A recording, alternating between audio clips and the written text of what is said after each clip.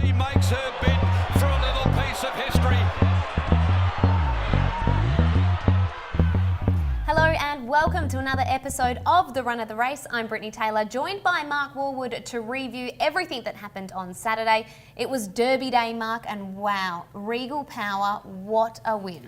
Thought he was a stone bonking Morals, as we said on the show last week. I didn't think he was a stone bonking Morals. He came into the straight, but it was a fabulous performance, emulating the feat of his big brother in action. And I suppose the question is he better in action? Well, we'll have a look at what the punting form figures say about his performance a little bit later on in the show, but right now we are going to start with the two-year-old event. It was an interesting one. Pretty Style was coming in with 2 wins from 2 starts, but it was the debutant High Range that was able to be superior in the end. Which was trapped out very deep, going right up on the rails now and improving quickly is Hip Wiggle, and back last of all now after jumping okay is Spiritus Sancti. By the 500 now they travel, and here the leader is High Range.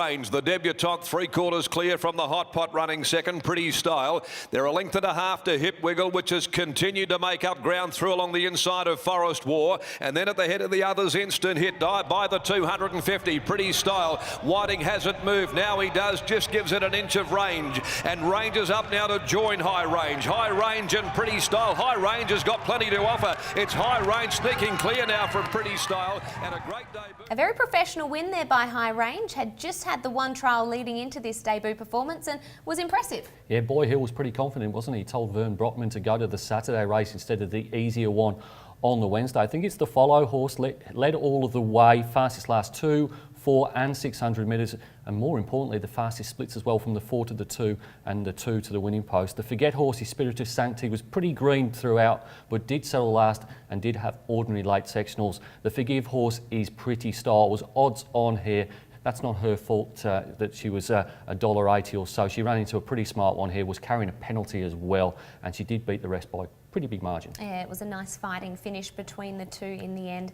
All right, let's have a look at race number 2 and the 2 horses that started pretty much equal favourite in Boyagin and Crypto. That's how it finished. Back in the field then came Luke's Choice at the 600 mark, then Alluring, followed by Palacino, Locker in, and towards the tail end of the field is Dolly's Dream. 450 left to go. Megazone led the way from Boyagin, coming around the home corner, right off the track, then Cricket into house around Kendall's Me Dad. Over on the inside is Aria's Gold at the top of the home straight, and Crypto starting to work its way through as well. At the 200, Megazone tackled by Boyagin, Kendall's Me Dad, Crypto's behind them. Megazone, Boyagin, and then wider out Luke's Gold running on. Megazone, Boyagin. Boyagin got his head in front. Boyagin Ultimately breaking maiden status, but Crypto has been a horse that's raced without luck, and it was the same situation on Saturday. Yeah, no look whatsoever here. Is the Forgive horse in the foal, was impleaded for clear running twice in the straight, returned with some abrasions as well. So I think Crypto was the unlucky story. The Forget horse is Cricket into house, finished 10th, pulled really hard in the first half of that race. The stewards have told Connections this horse must trial. They said they'd try some gear changes, but I think it might be a bit more than that required. And the Follow horse again is Crypto. Fastest last 200 in spite of the traffic problems and those minor injuries. All right, I'm sure he will break maiden status very, very soon, will Crypto. Let's take a look at race number 3. This one was won by New Age, and she was dropping from a 2100 back into a mile. Vital Power was able to glide up there and park right at its girth. Yeah, Bravo came off his heels before the bend. Superior Smile is over on the fence, travelling 4th. Maddie's Choice next under heavy pressure. Gold Artisan. Getting up inside of it is New Age and searching for a run. Universal May coming into the home corner. Geiger Gem straightened up from Vital Power, the roughie, who claimed it very quickly. Yeah, Bravo is starting to wind up as well. Superior Smile now. Universal May's getting right up along the rails here with 200 to go as New Age joins in. New Age had swept up, grabbed the lead from Superior Smile. All interest in the minor placings. New Age has come from last. It's a double for Pike. New Age winning there. They've gone reasonable tempo, a -3 to the 600, and ultimately it was an overall figure of -2.7. Not too bad from New Age. Yeah, not too bad. This was a horse that made the Forget file, mainly because the winning strike rate's been really high, but in poor races. I don't think this was a good race either, but if you got around $5 New Age, well done. I think it, on balance, probably did deserve to win the race. Doesn't make the file. Superior Smile does both the Forgive and the Follow. Was held up from straightening until about 150 metres from home.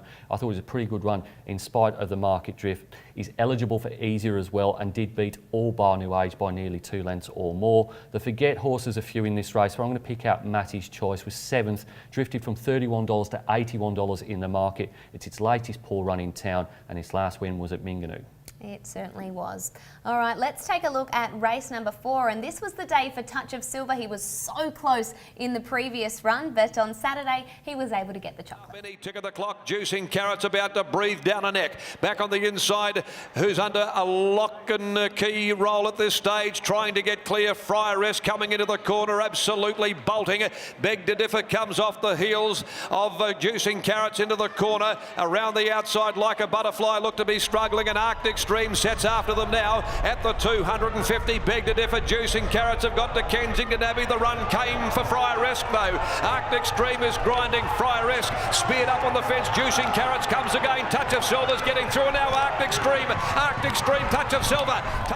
Touch of Silver winning there, but it was a pretty slowly run affair. A plus 4.2, meaning they were going 4.2 lengths worse than benchmark to the 600, but Touch of Silver was able to win it. I think that makes it all the more meritorious as well, because he settled 7th. He was 7th with 600 metres to go, and Arctic Stream was 6th as well. So in a slowly run race, for Touch of Silver to run over the top of them was a pretty good effort. He was a follow horse a couple of weeks ago, and he stays a follow horse. Fastest last 2, 4 and 600, despite being blocked in that last 100 metres, and he won in spite of the tempo. The Forgive is Arctic Stream, was slow away, lost about a length at the start, was unsuited by the slow tempo, and probably was the run of the race except for the winner. The Forget horse, it was the horse that finished last, Like a Butterfly. She was wide throughout, but they found nothing amiss with her, and that's now 16 consecutive defeats since she won the Ascot 1000 Guineas. From one slow race to another, we talk about that one being slow. In this next race, they absolutely walked, going plus 11.5 to the 600. Let's take a look at Cup Night winning this one. He's locked her down in front, Altani. She's absolutely cruising.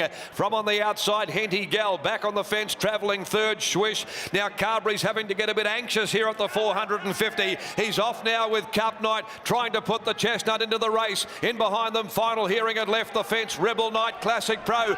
Altani led. Here comes Cup Night though. Cup Night ranges up, grabs Altani from Henty Gal. Further back in the field, Shawish, Rebel Knight. Cup Night with 150 to go. Burst clear though. Altani sticks to a task, and Rebel Knight's coming now with a late run. Cup Night, Rebel Knight, Cup Night. It's Cup. A nice win by Cup Night there, but when we do look at the figures, a plus 7.1 overall, it's not a strong raconteur. It's not Cup Night's fault, because he's not a pace setter, but he hasn't run a decent rating in his entire career. So whilst he's now racking up black tight wins, I'm still very much in the jury out basket with him.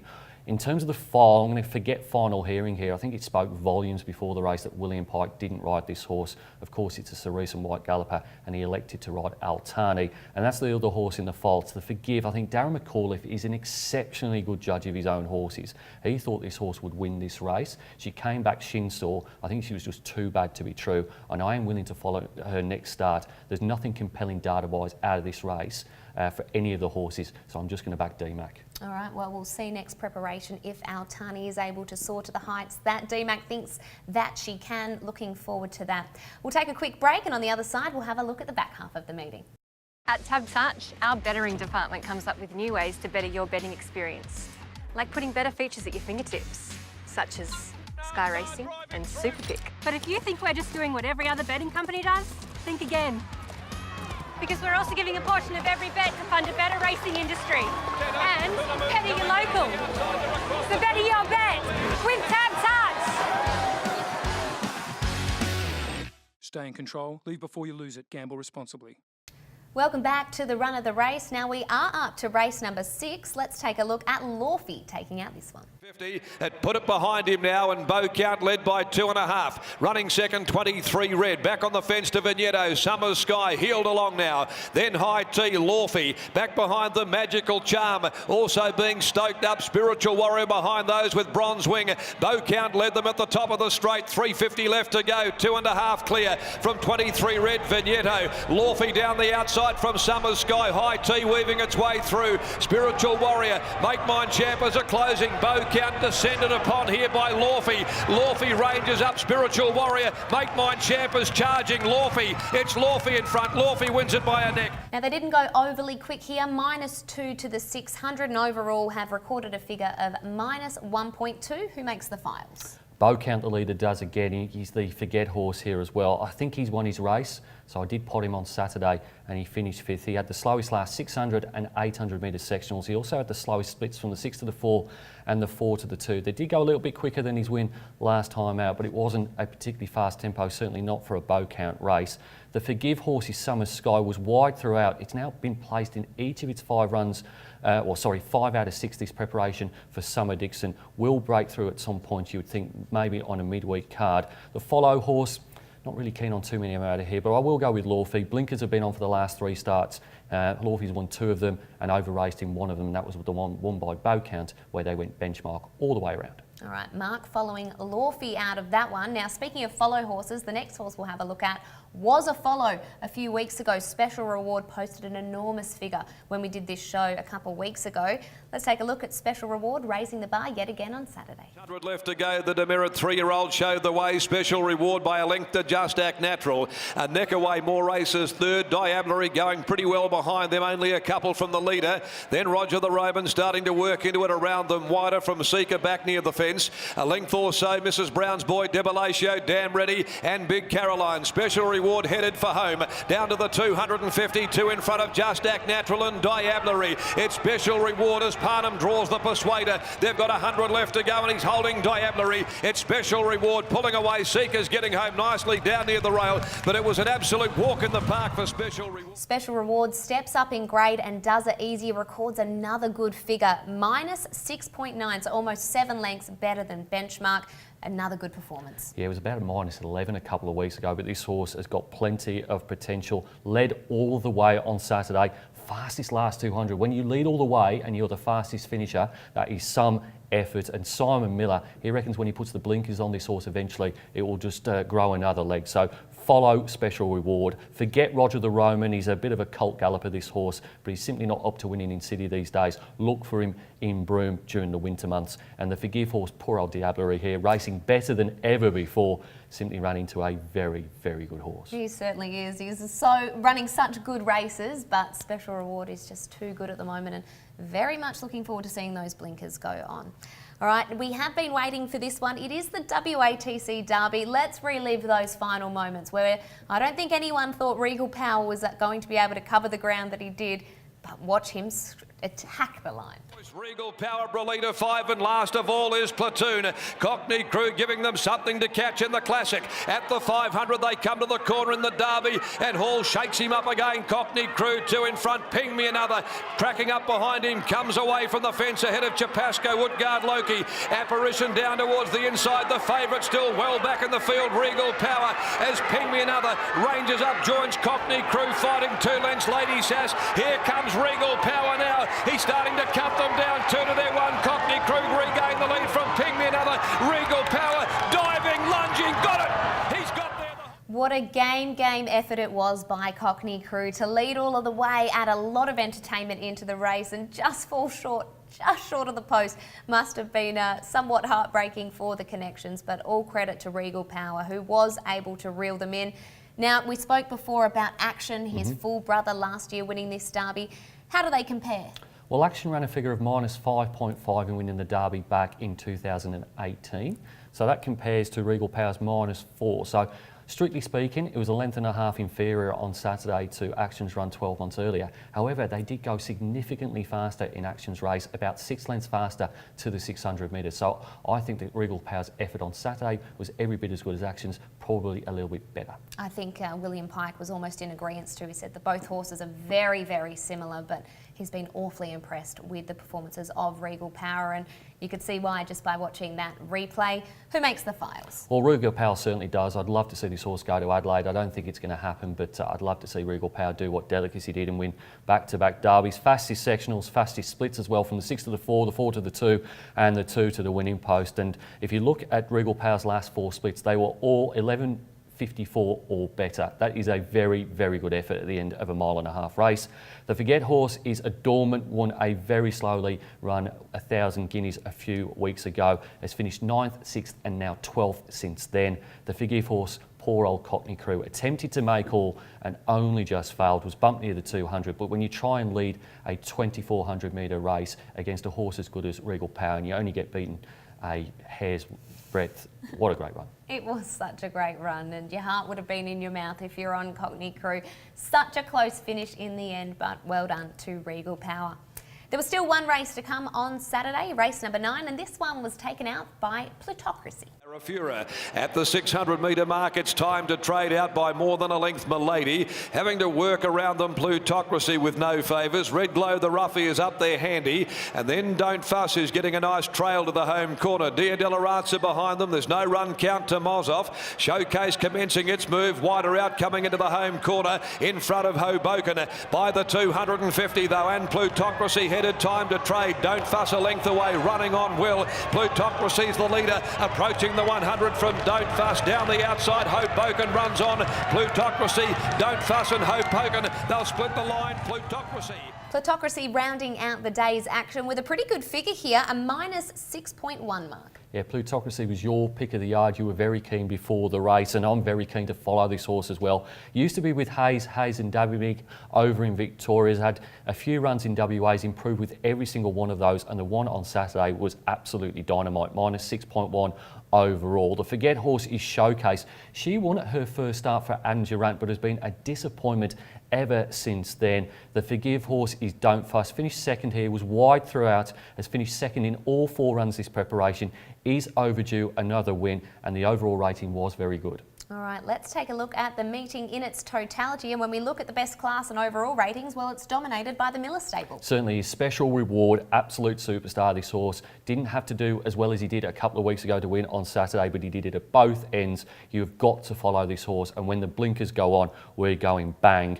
Best class racing was Plutocracy, minus 6.5 for the class, minus 6.1 overall, and having its 3rd run for Simon Miller here in WA. You'd think there's a little bit more to come. And in a 64 plus that it was in, you can see from that figure that he is going to be able to raise the bar when it steps up in grade.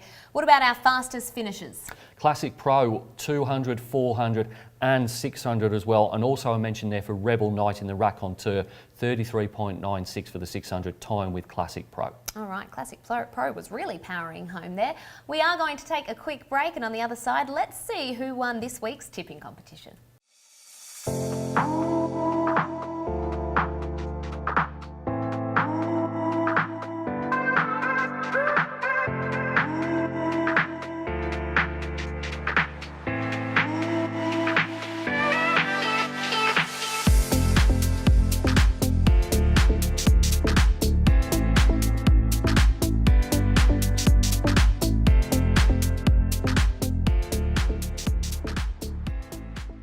Welcome back to the run of the race, where we are looking at the tipping competition for this week. And well, Mark, we don't have massive results from the weekend. There were no double figure winners. Yeah, pretty bland tipping competition, it has to be said. The best bet of the weekend would have been having it on Laufey at $7.90 and $3.10, but nothing paid more than that in the 9 races. And you needed 7 of the winners and 2 of the minor placings to have the best possible score of 1,536. Now, did our winner for this week find Laufey as their best bet? No, they didn't. They had their best bet on Make Mine Champers, which didn't win, but paid $4 the place in race number 6. So that helped Jordan Carrard to get over the line. 958.8 points wins the prize, and that's probably the lowest score we're going to see win one of these tipping competitions, I think. And so I dare say that didn't make Jordan find his way into the top 8? No, he's not featuring on the leaderboard there. Not much change at the station. Keatsy 11 still leads the way. He has increased his lead over King Chief to about 800 points, but still plenty of time to go. All right, so not much happening on the tipping front from the weekend, but what was happening was a moment that we all enjoyed so much, and that was watching Winx in the fairy tale finish that she had. When we look at Punting Form's ratings, how do you see her career? I think there's been a lot of talk in the past 6 months that she's better than ever before. There's no real data to support that. She's a superstar. She has won, what was it in the end, 33 races in a row and about 25 Group 1s. But if you're looking at her peak performance, and there was a lot of debate debate about that leading into the race on Saturday.